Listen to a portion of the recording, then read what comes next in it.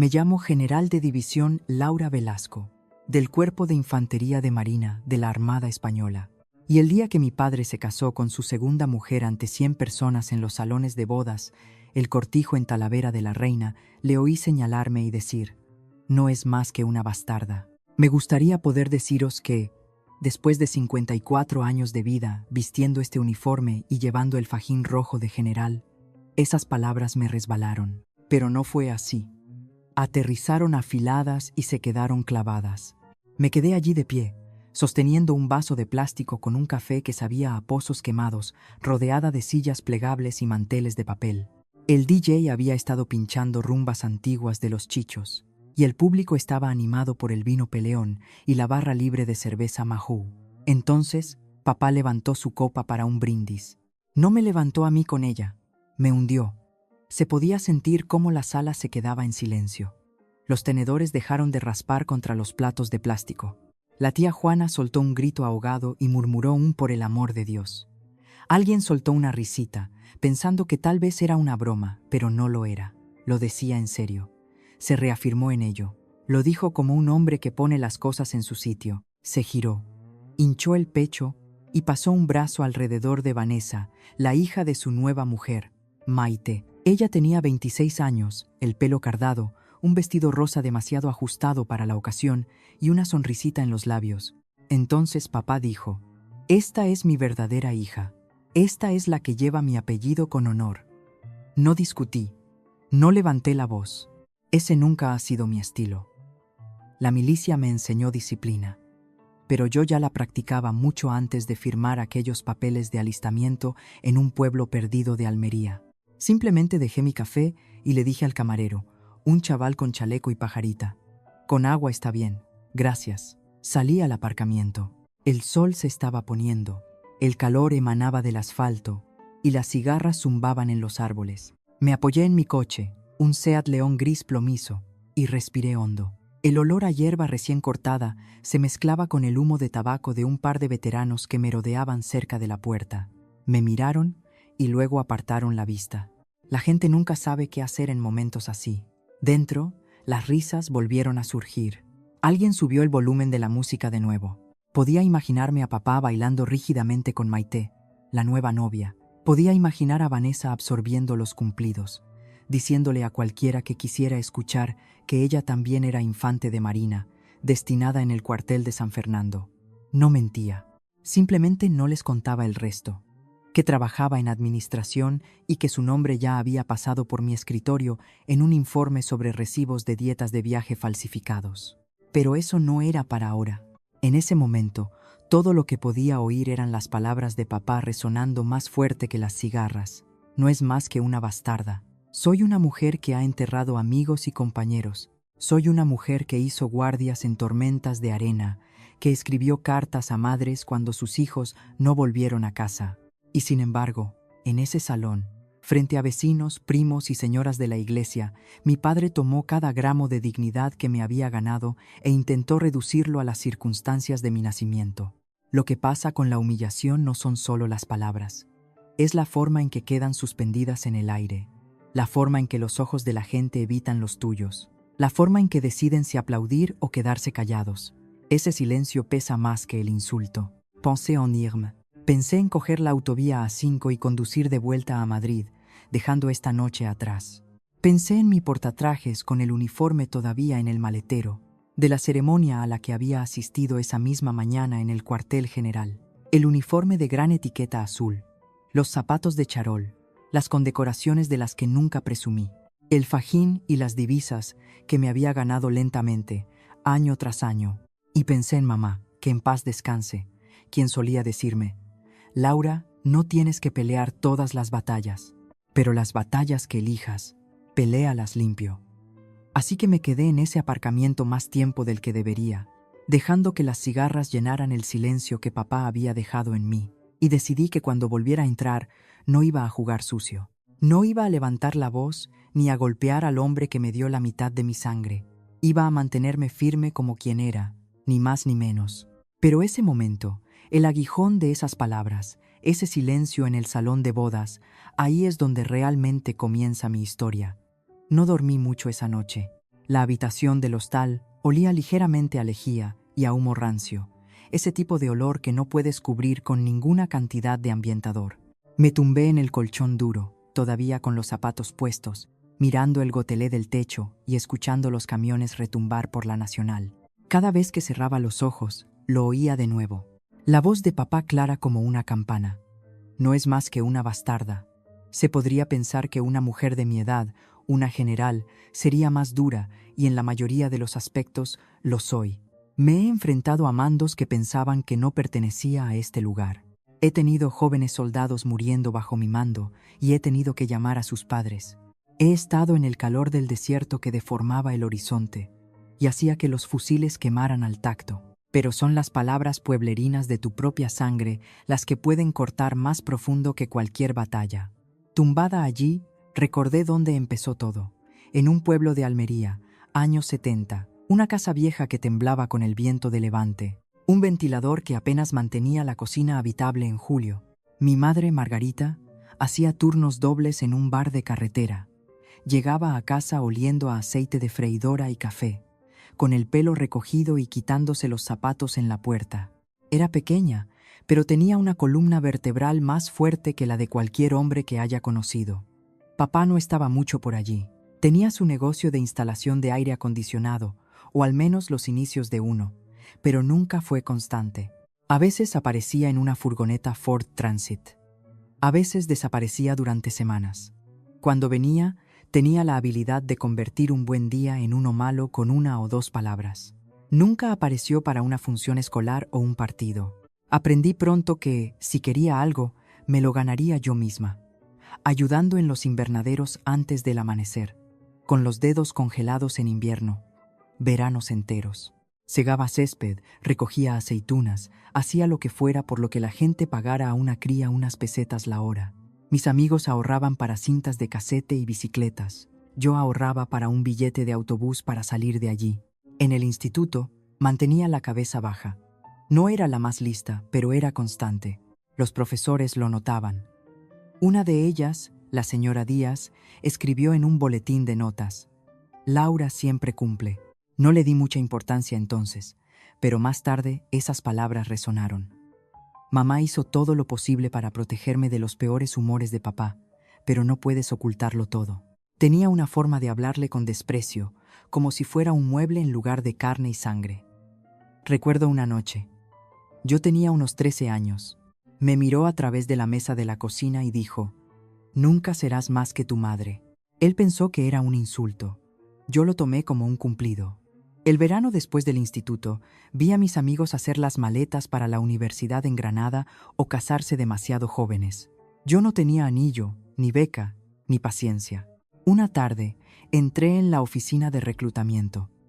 El sargento detrás del escritorio me miró por encima de su bigote y dijo: «¿Está segura de esto, señorita?» Lo estaba. Firmé los papeles. Mamá lloró esa noche, no porque no quisiera que me fuera, sino porque sabía que necesitaba hacerlo. Me dijo: «Laura, si quieres salir, gánatelo». Así que aquel agosto me subí a un autobús rumbo al norte. Mi maleta era pequeña. Tenía una Biblia de bolsillo de mamá y 50 euros en efectivo. Todo lo demás lo dejé atrás. Miré por la ventana mientras los campos secos pasaban y me prometí a mí misma que nunca dejaría que nadie decidiera mi valor de nuevo. Esas primeras semanas de instrucción fueron lo más duro que había hecho nunca. El calor que te calaba los huesos, los instructores gritándote en la cara hasta que temblabas de pies a cabeza. Pero no renuncié. Cada vez que mis piernas querían fallar, pensaba en las palabras de papá. Cada vez que dudaba, recordaba a mamá trabajando de noche, sin quejarse ni una vez. No ascendí rápido, pero ascendí firme. Limpié fusiles hasta que me sangraron los dedos. Aprendí a navegar por las estrellas cuando la brújula fallaba. Escuché, seguí órdenes y lentamente aprendí a darlas. Ahora, tumbada en esa cama de hostal décadas después, con el aire acondicionado traqueteando en la ventana, pensaba en todas esas noches que mamá se había quedado despierta, cosiendo uniformes, contando propinas, diciéndome que yo valía más que mis orígenes. Pensé en los amigos que había enterrado, las medallas guardadas en una caja en casa, el peso del mando que llevaba. Y aún así, una frase de un hombre de 78 años, en un traje barato alquilado, había logrado arrastrarme de vuelta a los 13 años, sentada a una mesa en Almería. Me senté, me froté los ojos y me susurré a mí misma: te has ganado cada centímetro de tu vida, Laura. No dejes que él te quite eso. Los camiones seguían rodando por la carretera y me senté en la penumbra, recordando los hechos simples de una infancia dura que me forjó. No lloré, no me rompí, simplemente recordé. Los años se desdibujaron después de la academia, pero el ritmo del cuerpo nunca me abandonó. Botas de madrugada, cordones atados, uniforme planchado, café solo. Esa constancia me llevó más lejos de lo que el talento o el encanto jamás podrían. Pasé mis 20 años en la base de Rota, curtiéndome como oficial de logística. Mientras mis amigos del pueblo trabajaban en los invernaderos o vendían coches, yo estaba aprendiendo a mover batallones a través de océanos con nada más que carpetas, radios y pura obstinación. Las noches eran largas, los días más largos. Dormía en barracones de bloques de hormigón que olían a sudor y friegazuelos, compartía duchas con desagües oxidados y comía ranchos que sabían a cartón, pero estaba dentro. Pertenecía a algo más grande que yo misma. No era la clase de militar que llamaba la atención. No tenía una risa fuerte ni andaba con chulería. Me construí una reputación por estar ahí, por cumplir mi palabra, por hacer el trabajo. Los ascensos llegaron lentos, pero llegaron. Teniente capitán, comandante. Cada paso marcado no por ceremonias, sino por el reconocimiento silencioso de los soldados que decían: a sus órdenes, mi comandante, usted es legal. Recuerdo las misiones internacionales. Líbano, Bosnia. La humedad se pegaba a la piel como una segunda camisa. Hacíamos maniobras hasta medianoche. Mantenía un ventilador en mi escritorio que hacía ruido, pero nunca enfriaba la habitación. Escribía cartas a casa para jóvenes soldados que no sabían cómo decirles a sus padres que se sentían solos. Me sentaba en cajas de munición y escuchaba cuando lloraban. Nada de eso salía en las evaluaciones, pero importaba más que cualquier nota. A mis 30 años, estaba en la escuela naval entrenando a candidatos a oficiales. Gasté 3 pares de botas recorriendo esos patios. Mi voz se volvió ronca de dar órdenes. Pero aprendí las caras de jóvenes españoles que traían cada acento, cada comunidad autónoma, cada historia. Algunos renunciaron, otros ascendieron. Aprendí que el liderazgo no se trataba de gritar, se trataba de escuchar. Establecer un estándar y mantenerse firme cuando llegaban las tormentas. Los años en el extranjero dejaron su marca. Misiones en el desierto donde el calor deformaba el aire.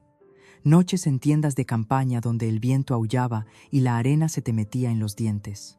Firmé cartas de condolencia a la luz de una linterna, cada una con un peso mayor que la anterior. Estuve de pie junto a ataúdes cubiertos con la bandera rojigualda. Saludé hasta que me dolió el brazo y juré que nunca dejaría que sus nombres se desvanecieran.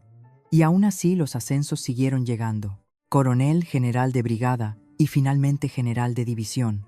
El tipo de rango que no se supone que ocurra para las mujeres. No a menudo, pero yo no perseguía estrellas. Solo estaba haciendo lo que siempre había hecho: presentarme y cumplir. No presumo de medallas. La mayoría de las mías están en una caja en el armario. Cintas descoloridas, bordes doblados. Las verdaderas recompensas vinieron en las voces de los hombres y mujeres con los que serví. Como el brigada Ortiz, canoso y directo, que una vez me dijo: mi general, los chavales miran lo que hace, no lo que dice. O el teniente Chen, recién salido de la academia, que susurró antes de un despliegue: mi general, estaré bien si usted está bien. Lo que la gente no ve es el desgaste, el papeleo que se apila más alto que los fusiles, las reuniones que se alargan hasta altas horas de la noche, el recordatorio constante de que hay vidas que dependen de tu juicio y los errores no se borran. El peso del mando es constante, implacable y solitario. Aún así, lo llevé porque era mío. Me lo gané.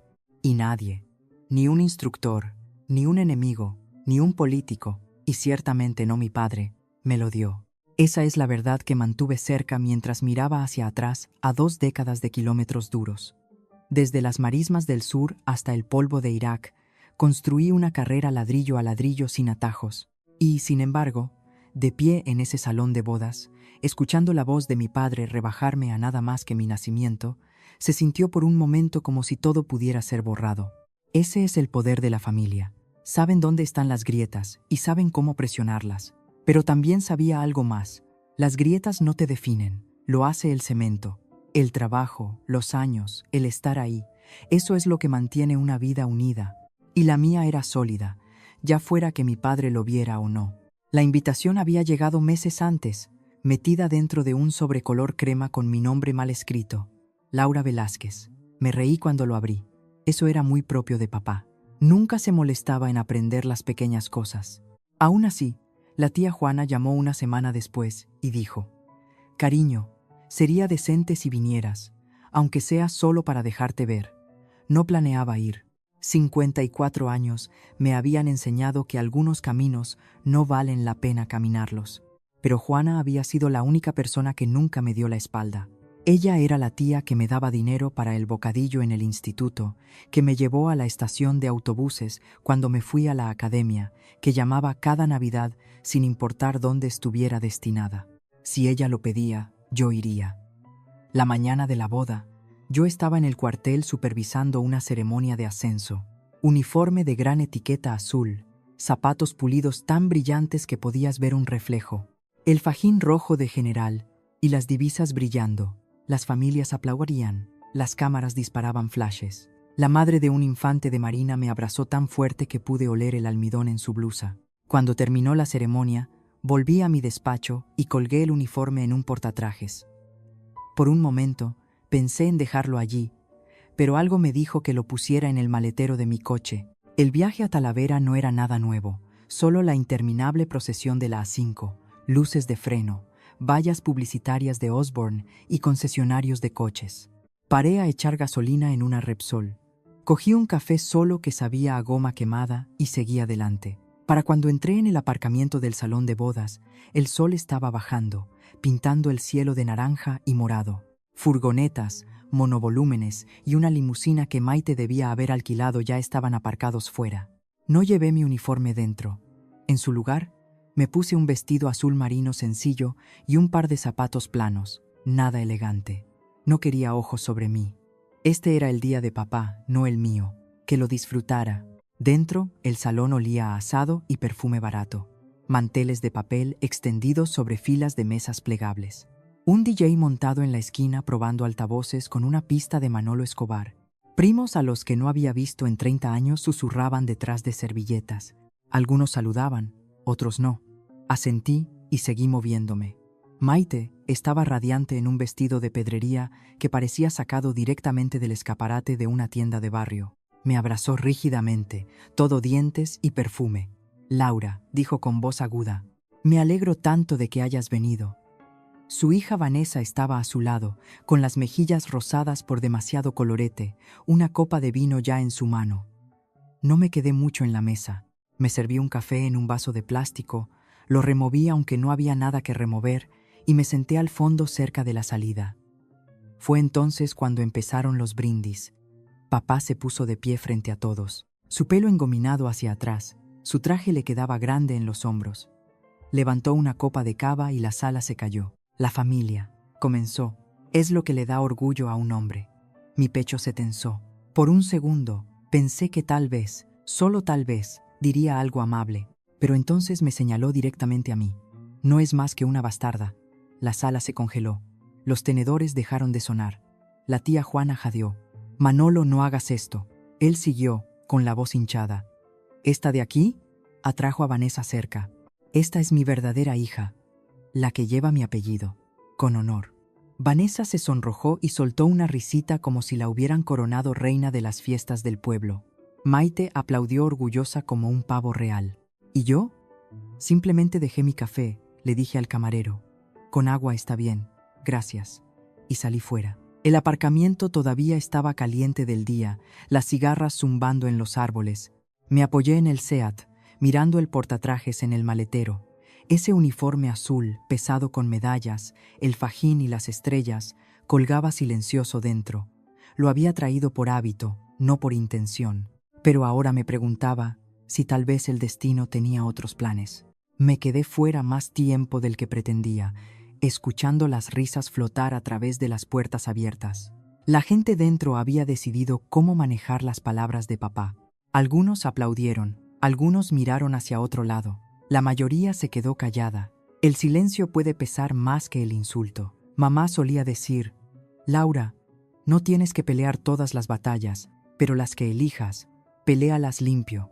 Me repetí eso a mí misma, viendo luciérnagas parpadear sobre la hierba. Limpio, no ruidoso, no feo.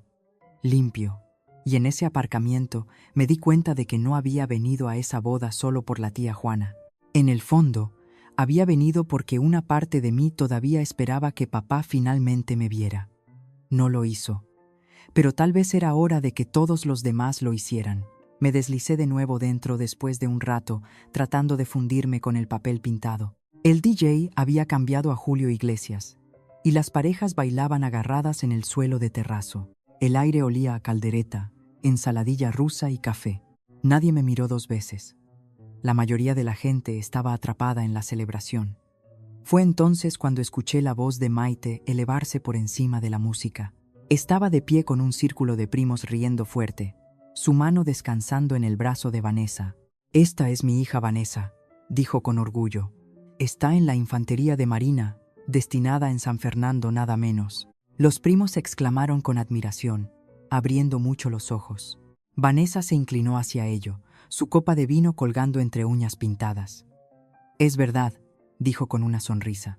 «San Fernando es básicamente el cuartel general. Manejo cosas importantes. Todo el mundo allí me conoce». Me quedé callada, bebiendo agua. Mi vida de uniforme me había enseñado cuándo hablar y cuándo quedarme quieta, pero la verdad me hacía cosquillas en la garganta. Conocía el nombre de Vanessa. Había pasado por mi escritorio la semana pasada. Era una soldado en administración marcada por recibos de dietas falsificados. Nada que acabara con una carrera si lo reconocía y lo corregía, pero lo suficientemente serio como para necesitar una corrección. No lo saqué a colación, no en la boda de su madre, no con los ojos de todos mirando, pero el contraste me carcomía, mi padre sosteniéndola como la estrella brillante. Mientras yo no era más que una bastarda a sus ojos, me acerqué lo suficiente para escuchar los detalles. Maite alardeaba: «Llegará lejos, no a todo el mundo lo destinan allí. Muestra el tipo de talento que tiene». Uno de los primos, el viejo Roberto de Ciudad Real, le dio una palmada en la espalda a Vanessa. «Bien por ti, chica. Lleva el apellido con orgullo». Vanessa sonrió con la barbilla alta, absorbiendo cada gota de atención. «Oh, lo haré. Me veréis con galones de cabo antes de mucho, tal vez incluso en la escuela de oficiales». La sala zumbaba con aprobación. Mientras tanto, yo estaba allí, una general de división, desapercibida en mi vestido azul marino sencillo. La tía Juana se acercó arrastrando los pies, susurrando: «Laura, no les hagas caso, la gente no sabe ni la mitad». Sus ojos, suaves y tristes, buscaron los míos. Solo sonreí levemente. «Está bien, Juana», pero por dentro algo se rompió. No estaba celosa del orgullo de Vanessa. Era joven, hambrienta, tal vez imprudente, pero seguía siendo un soldado. Lo que dolía era la arrogancia de papá, la forma en que la usaba como atrezo para borrarme a mí. Más tarde, en la mesa del buffet, me encontré junto a Vanessa. Estaba apilando jamón y queso en su plato, hablando a 1000 por hora con una amiga. Se giró, me notó y dijo: «Ah, hola, eres Laura, ¿verdad? La primera hija de papá». Asentí. «Así es». Su amiga preguntó: «¿Entonces tú también estás en la Marina?». Vanessa sonrió con suficiencia antes de que yo pudiera responder. «No, ella va a su bola». Luego me guiñó un ojo como si compartiéramos alguna broma privada.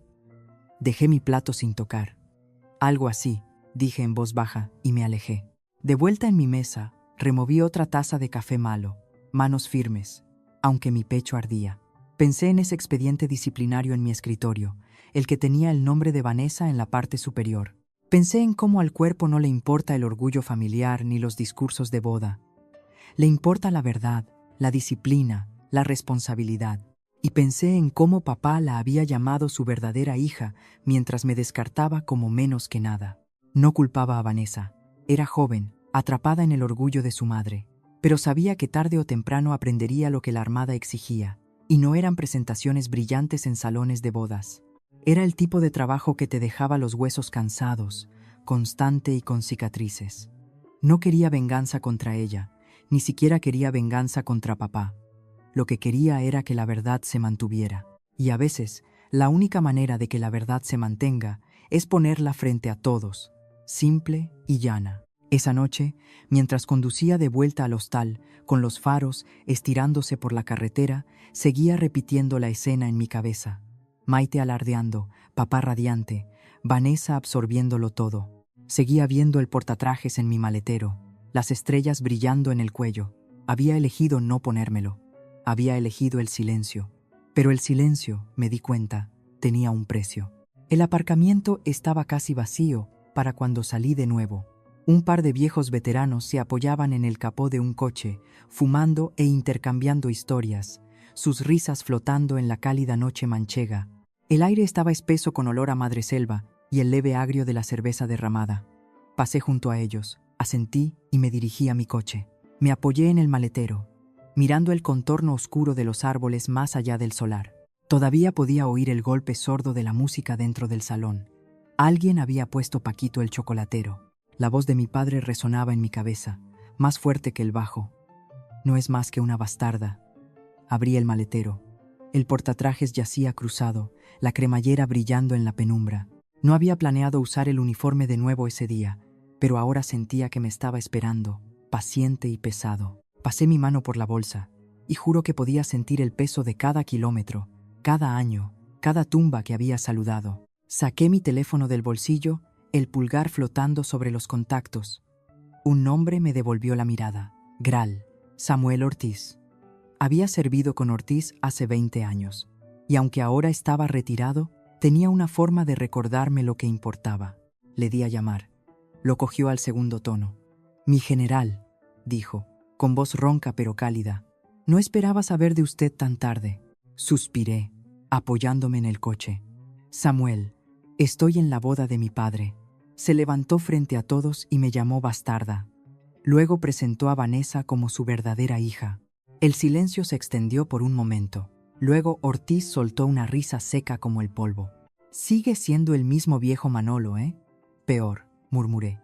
«¿Qué está pensando, mi general?», preguntó Ortiz. Miré el portatrajes. Tengo mi uniforme de gran etiqueta en el maletero. Fajín, medallas, todo. Una parte de mí quiere volver a entrar ahí llevándolo puesto. Otra parte piensa que eso es mezquino. La voz de Ortiz se estabilizó. «Usted se ganó ese uniforme, señora. Cada puntada. Llevarlo no es mezquino, es la verdad. No diga mucho, no levante la voz. Simplemente sea quien es. Eso es más que suficiente». Cerré los ojos, respiré el aire húmedo de la noche. «No quiero humillar a nadie». «Entonces no lo haga», dijo Ortiz simplemente. «Pero tampoco deje que una mentira se mantenga. Su viejo puede gritar. Su madrastra puede presumir. Pero el uniforme que usted se ganó, nadie puede quitárselo. Deje que lo vean. Deje que lo sepan». Nos sentamos en silencio un rato, solo el zumbido de las cigarras llenando el hueco. Finalmente, Ortiz dijo: «Lo que decida, mi general, sé que lo hará limpio». «Limpio», repetí, recordando las palabras de mamá. «Gracias, Sam». Después de colgar, me quedé allí mucho tiempo, escuchando la noche. Un tren pitó en algún lugar a lo lejos. Abrí la cremallera del portatrajes. El olor a lana y almidón me golpeó como la memoria misma. Pieza por pieza me lo puse. Camisa crujiente, cuello apretado, medallas prendidas en filas precisas, el fajín rojo de general a la cintura, las divisas de general de división brillando. Me puse la chaqueta, abotonándola despacio. Me calcé los zapatos pulidos que reflejaban las luces del aparcamiento. Por último, me miré en el espejo retrovisor. La mujer que me devolvía la mirada no era solo Laura, la del pueblo, hija de Margarita, descartada por Manolo. Era la general de división Laura Velasco, infantería de marina. Cuadré los hombros, me ajusté la gorra y me susurré a mí misma: «No has venido aquí a montar una escena. Has venido a mantenerte en la verdad». Con eso, cerré el maletero y caminé de vuelta hacia el salón. Cada paso firme, constante, limpio. El salón todavía zumbaba cuando empujé la puerta. Una ráfaga de aire acondicionado me golpeó, junto con la música de los altavoces. La gente reía, chocaba copas, cortaba la tarta, pero cuando crucé el umbral, el sonido no solo se calmó, murió.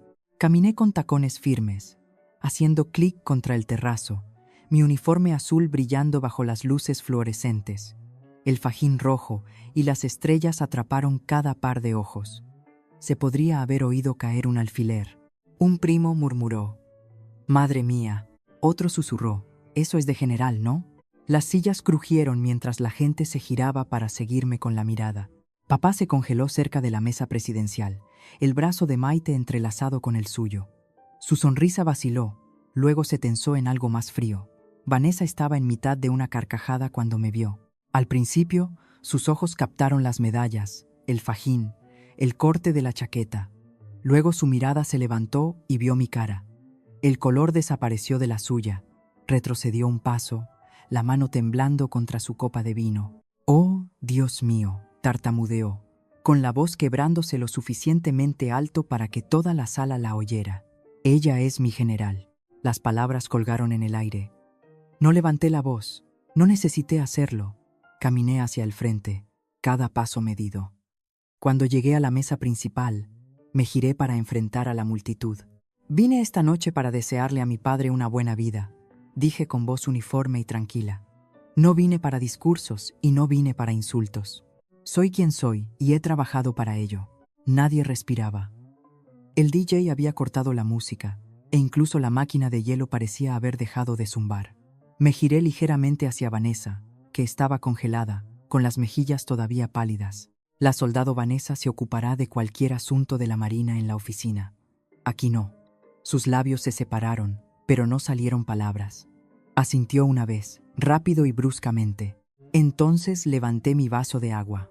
Por hacer las cosas bien cuando podemos. Tomé un sorbo lento, lo dejé y esperé. Fue la tía Juana quien rompió el silencio. «Laura, cariño», susurró con la voz cargada de lágrimas. Empezó a aplaudir. Uno por uno. Otros se unieron, vacilantes al principio, luego más fuerte. Unos veteranos al fondo se enderezaron en sus sillas, saludaron firmes y orgullosos. Una mujer de la iglesia se secó los ojos con una servilleta. Incluso el camarero se puso más derecho detrás de la barra. Papá no aplaudió. Simplemente se quedó allí, con la mandíbula tensa, los ojos entrecerrados. Maite forzó una sonrisa que parecía más una mueca. Pero no importaba, la verdad estaba allí, clara frente a todos, y no había vuelta atrás. No me entretuve, no estaba allí para regodearme. Me aparté de la mesa principal, caminé a través de la sala mientras los aplausos crecían y me dirigí a la puerta. Cada apretón de manos, cada asentimiento, cada susurro de gracias, mi general, fue más que suficiente. Fuera, las cigarras seguían zumbando, la noche todavía pesada con aire de verano. Respiré hondo, lo solté despacio, y por primera vez en mucho tiempo me sentí limpia. Los aplausos se desvanecieron cuando salí al aire nocturno. La música dentro volvió a sonar, alguien tratando de volver a coser la velada. Crucé el aparcamiento y me apoyé en mi coche. Mi pecho se sentía apretado, pero no de vergüenza, sino de liberación. No me fui de inmediato. La gente empezó a salir uno por uno como si necesitaran aire después de lo que acababan de presenciar. Un veterano se acercó, rígido por viejas heridas. Me tendió la mano. «Orgulloso de usted, mi general», dijo con voz áspera pero firme. Le estreché la mano firmemente. «Gracias por su servicio». Otra invitada, una mujer que recordaba vagamente, apretó mi mano entre las suyas. «Tu madre estaría tan orgullosa, Laura». Sus ojos se llenaron de lágrimas y antes de que pudiera responder, se volvió hacia adentro. Vanessa salió a continuación. Dudó mucho tiempo, jugando con su bolso antes de caminar hacia mí. Su voz era pequeña, nada como el tono descarado que había tenido dentro. No lo sabía, quiero decir, no me di cuenta. Estudié su cara. Era solo una cría. ¿En serio? 26 años. Demasiado colorete, vino todavía en su aliento. «No tienes que saberlo todo todavía», dije uniformemente. «Pero necesitas ser honesta. Hablaremos en el cuartel. Trae tus recibos. Trae la verdad. Estarás bien si eres honesta». Tragó saliva con fuerza. Asintió y susurró. «Sí, mi general. Luego se apresuró hacia la noche. Papá nunca salió. No de inmediato.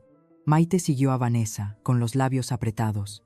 No me habló, solo pasó de largo con los tacones haciendo clic en el asfalto. El aparcamiento se vació hasta que fuimos solo yo y el zumbido de las farolas. Me senté en el asiento del conductor, el uniforme todavía impecable, las manos descansando en el volante.